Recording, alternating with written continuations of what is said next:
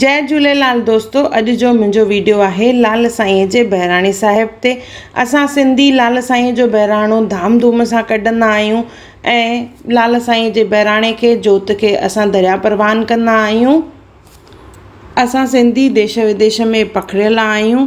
इहो बहिराणो साहिब सभिनी जी इच्छा हूंदी आहे कयूं, पर विसर्जन करण लाइ किथे सहूलियत न हूंदी आहे त वरी किथे क़ाइदनि और कानूननि जे करे इहो असां न करे सघंदा आहियूं।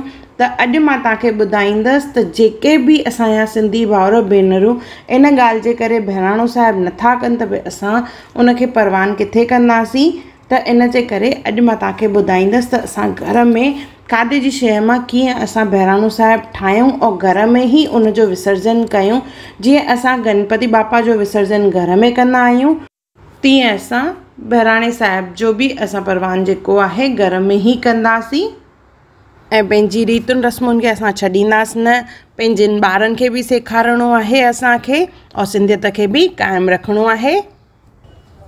जय झूलेलाल दोस्तों, मां मुस्कान आहूजा और तव्हांजो स्वागत आहे मुंहिंजे चैनल हुनर मुस्कान का सिंधी ते। बहिराणो साहिब जेको आहे कणिक जे अटे मां ठाहियो वेंदो आहे। इहो कीअं ठाहिजे इन जो वीडियो मां पहिरियों ई अपलोड करे चुकी आहियां, उन जी लिंक डिस्क्रिप्शन बॉक्स में आहे, ज़रूरु ॾिसजो। पर जीअं मां ॿुधायो त विसर्जन जे लाइ किथे सहूलियत कान्हे त किथे क़ाइदनि कानूननि जे करे असांजा सिंधी भाउर भेनरूं इहो असांजो त्योहार नथा मल्हाए सघनि और पंहिंजे ॿारनि खे नथा ॾेखारे सघनि। त उन्हनि जे लाइ अॼु असां ठाहींदासीं चॉकलेट मां असां बहिराणो साहिब ठाहींदासीं। हिते मां वाइट चॉकलेट कंपाउंड बि खयों आहे और डार्क कंपाउंड बि। तव्हां कहिड़ो बि हिकिड़ो खणी सघंदा, पर मां तव्हांखे ॿिन्ही सां ॿुधाईंदसि त तव्हां कीअं इन मां बहिराणो साहिब ठाहियो। त पहिरियों मां हिते वाइट चॉकलेट खयों आहे, उनखे असां मेल्ट कंदासीं माइक्रोवेव में 30 सेकेंड्स करे 2 दफ़ा। उन सां इहो फटाफट मेल्ट थी वेंदो आहे। अगरि तव्हां वटि माइक्रोवेव न आहे त तव्हां डबल बॉइलर ते इनखे मेल्ट कयो। सो 30 सेकेंड्स पहले मां इनखे माइक्रोवेव कयो, इहो अधु मेल्ट थियो आहे। इनखे हाणे वरी मां 30 सेकेंड्स माइक्रोवेव कंदमि त इहो फुल मेल्ट थी वेंदो। ॾिसो, इनखे चङी तरह मिक्स कंदासीं।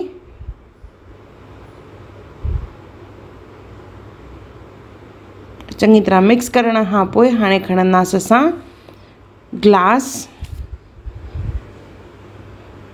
गिलास जेको आहे बिल्कुलु सुकल हुअणु खपे और उन में विझंदासीं असां इहो मेल्टेड चॉकलेट।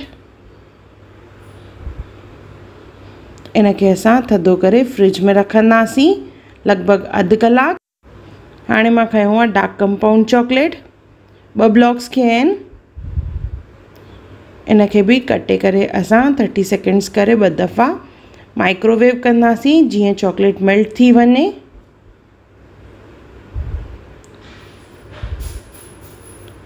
ॾिसो, इहो बिल्कुलु मेल्ट थी वियो आहे। चङी तरह मिक्स कंदासीं। हाणे मां हिकु बाउल खणी रही आहियां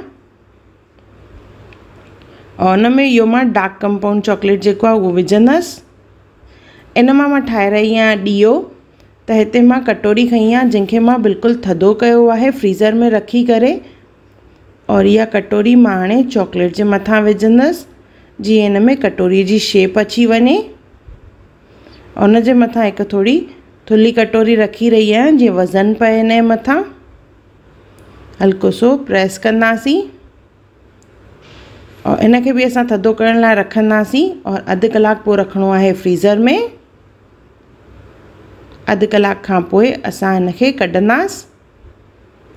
ॾिसो, पहिरियों मां ग्लास मां कढी रही आहियां।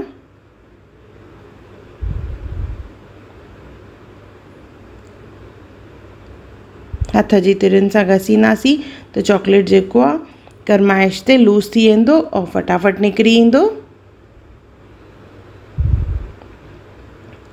साॻियो ई नमूने कटोरीअ मां बि कढंदासीं। इहो असांजो ॾीए जो कटोरो आहे। इनखे बि असां डिमोल्ड कंदासीं।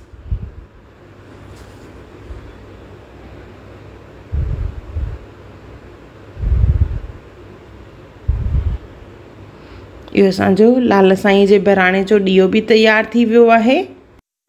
अछो ऐं ब्राउन चॉकलेट ॾिसी तव्हां चवंदव लाल साईं त ॻाढ़ो ॻाढ़ो हूंदो आहे, त हिते मां वाइट चॉकलेट खणी उन में रेड फूड कलर विझी रही आहियां, जेको असां केकनि और आइसक्रीम में यूज़ कंदा आहियूं। 2-3 ड्रॉप्स असां ॻाढ़े कलर जा विझंदासीं और इन सां असां लाल साईं जो बहिराणो ठाहींदासीं। हिते मां वाइट कंपाउंड चॉकलेट खयो आहे। चङी तरह मिक्स कंदासीं और बहिराणे खे ॻाढ़ो कलर कंदासीं। असां चाहियूं त सॼे में बि असां कलर विझी करे सिधो बहिराणो साहिबु ठाहे सघंदा आहियूं, पर उन में कलर जी क्वांटिटी वधीक लॻंदी। इन जे करे असां सिर्फ़ु ॿाहिरें हिकु लेयर जे लाइ ई कलर जो इस्तेमालु करे रहिया आहियूं, बाक़ी अंदरि सॼो चॉकलेट अछो ई हूंदो। त हिते मां 1 चमचो हाणे ॻाढ़ो कलर वारो चॉकलेट विधो आहे और मथां रखंदासीं मिश्रीअ जो संग, त उहो चॉकलेट ते चिपकी पवंदो। इहो असां लाल साईंअ जो मुटुक तयारु थी वियो। 2 मिंट पकड़ींदासीं जेसि ताईं उहो सुके। चॉकलेट जीअं ॼमंदो त उते असांजी मिश्री जेका आहे फिक्स थी वेंदी और उन खां पोइ बचियल असां लाल ते असां ॻाढ़ो चॉकलेट विझंदासीं। इन तरह ॾिसो।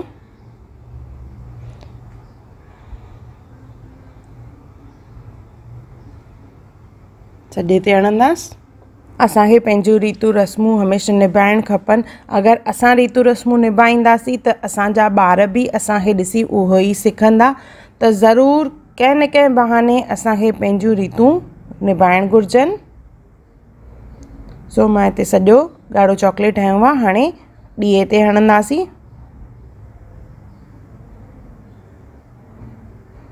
और बहिराणो साहिबु जेॾीमहिल ठही वेंदो त इहो बिल्कुलु न लॻंदो की असां हिनखे चॉकलेट मां ठाहियो आहे। एंड ताईं ॾिसजो और मूंखे कमेंट करे ज़रूरु ॿुधाइजो त इहो तव्हांखे कीअं लॻो। पहिरियों हाणे मथे पासे सुकाइण लाइ रखंदासीं फ्रिज में 1 मिंट रखी करे वरी कढंदासीं। वरी ॾीए जे पोएं पासे असां चॉकलेट हणंदासीं। हे ॾिसो, एक्स्ट्रा जेको चॉकलेट हो लाल ते मां उहो कढी छॾियो आहे और हाणे ॾीए जे पुठे पासे असां वरी हणंदासीं। ॿिए पासे बि चॉकलेट हणी करे इनखे थधो करण लाइ रखंदासीं। जीअं चॉकलेट ॼमी वेंदो उन खां पोइ असां हिन ते हणंदासीं लौंग फोटा। त ॾिसो चॉकलेट चङी तरह ॼमी वियो आहे। हाणे हिन ते लौंग फोटा हणणा आहिनि। त वापसि मेल्टेड चॉकलेट खणंदासीं थोरो सो और फोटा जेके आहिनि उन में ॿोड़े करे असां चिपकाईंदासीं। 9 या 11 लौंग फोटा हया वेंदा आहिनि। इन जी सॼी विधि पूॼा कीअं कजे, अखो पलव, इन्हनि सभिनी जा वीडियोज़ मां पहिरियों ई अपलोड कया आहिनि। उन्हनि जी लिंक मां डिस्क्रिप्शन बॉक्स में विधी आहे, ज़रूरु ॾिसजो। अखे जो मंत्र छा आहे, जोत कीअं जॻाइजे। अॼु वारे वीडियो में मां सिर्फ़ु तव्हांखे ॿुधाईंदसि त असां बहिराणो चॉकलेट मां कीअं ठाहियूं और घर में ई उन जो विसर्जन कीअं कयूं। जीअं असांजा देश विदेश जा जेके बि सिंधी आहिनि बहिराणे साहिबु करण खां वंचित न रहनि और घर में पंहिंजी हीअ प्रथा क़ाइमु रखनि और पंहिंजे ॿारनि खे बि सेखारनि जीअं उहे असांजी सिंधियत खां दूर न रहनि। सो लौंग फोटा बादामियूं और खाॼनि सां सजाइबो आहे लाल साईंअ खे। हाणे मां ॾीए खे बि सजाए रही आहियां। त पहिरियों थोरो सो अछो चॉकलेट हणी करे इन जे मथां असां हणंदासीं बादामियूं, जीअं ॾीए जी बि सजावट थी वञे। हूअं लाल साईंअ ते चांदीअ जो वर्क हणिबो आहे, पर इहो असां घर में ई विसर्जन कंदासीं। त इन जे करे मां हिते चांदीअ जे वर्क जो इस्तेमालु न करे रही आहियां। उन जी जॻह ते असां ड्राई फ्रूट हणी रहिया आहियूं।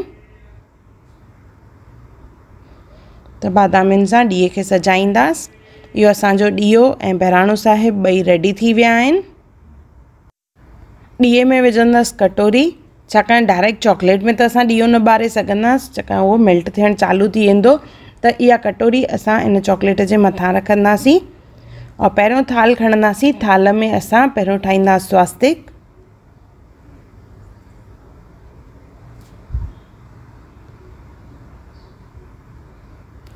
उन खां पोइ हिकु पासे रखंदासीं असां बहिराणो साहिबु और ॿिए पासे असां रखंदासीं ॾीओ।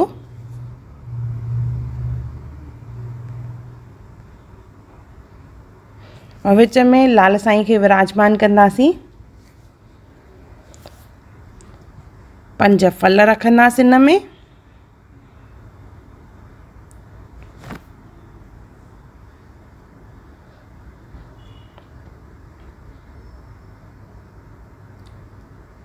ॾीए में वटूं ठाहींदासीं, याने कपां विझंदासीं, तेल विझंदासीं।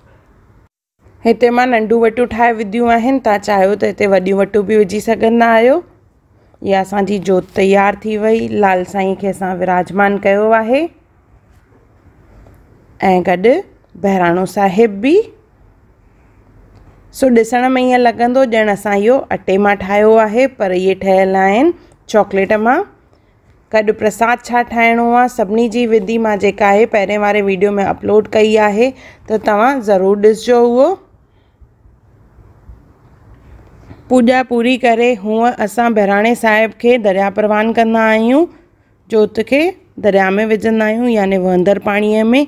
पर जीअं त मां जी ॿुधायो, कुझु रेस्ट्रिक्शन्स जे करे, कुझु क़ाइदनि ऐं कानूननि जे करे किथे सहूलियत न आहे त असां विसर्जन नथा करे सघूं पिया, त इहो विसर्जन असां बहिराणे साहिब जो घर में ई खणंदासीं।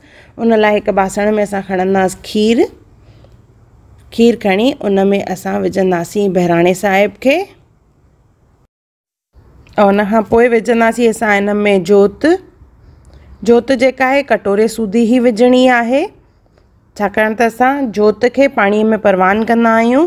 त असां जोत सूधो पहिरियों विझंदासीं जेसिताईं जोत ॿरे थी पई। और इहा जोत जेका आहे कटोरे में आहे, जीअं जीअं चॉकलेट पिघलजंदो थोरी देरि रखण खां पोइ असां इहा जोत कढी वठंदासीं ऐं चॉकलेट पिघलजी वेंदो त खीर ऐं चॉकलेट जो शेक वांगुरु जेको ठहंदो उहो असां प्रसाद करे सभिनी में विराईंदासीं।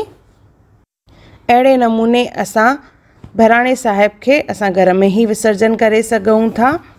इन आइडिया जो क्रेडिट जेको आहे मां ॾियणु चाहींदमि विश्व सिंधी सेवा संगम जी डॉक्टर पायल शेवानी खे, जेके दुबई जा आहिनि। उन्हनि मूंखे सजेस्ट कयो त मां इहो वीडियो ठाहियां, जीअं जेके सिंधी देश खां ॿाहिरि रहनि था, उतां जे कानूननि जे करे विसर्जन नथा करे सघनि, त उहो हिन रूप घर में विसर्जन कनि। मां doctor Payal Shivani VSSS women's wing Dubai जी चेयरपर्सन एजुकेशन कमेटी। हिननि जे वीचारनि जे मूजिबि असांखे पंहिंजे ॿारनि खे पंहिंजी धरोहर ॾियणी आहे ऐं ॿिज पोखणो आहे। ॿिज पोखियो पर सही तरीक़े सां पोखियो, याने त असांखे पंहिंजे कल्चर खे ज़िंदा रखिणो आहे, क़ाइमु रखिणो आहे। और उहो तॾहिं ई थींदो जॾहिं असां शुरूआति घर खां कंदासीं और पंहिंजे ॿारनि खे असां जूं रीतू रस्मूं सेखारींदासीं। त ज़रूरु बहिराणो साहिब ठाहियो चेटीचंड ते, और मूंखे कमेंट करे ज़रूरु ॿुधाइजो त तव्हांखे मुंहिंजो वीडियो कीअं लॻो।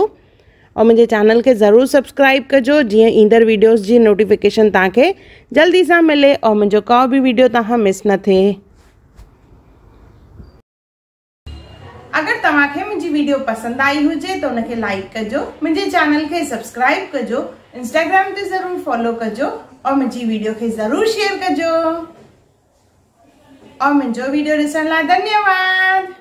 अगर तव्हां मुंहिंजे चैनल खे सब्सक्राइब न कयो हुजे त ज़रूरु सब्सक्राइब कजो।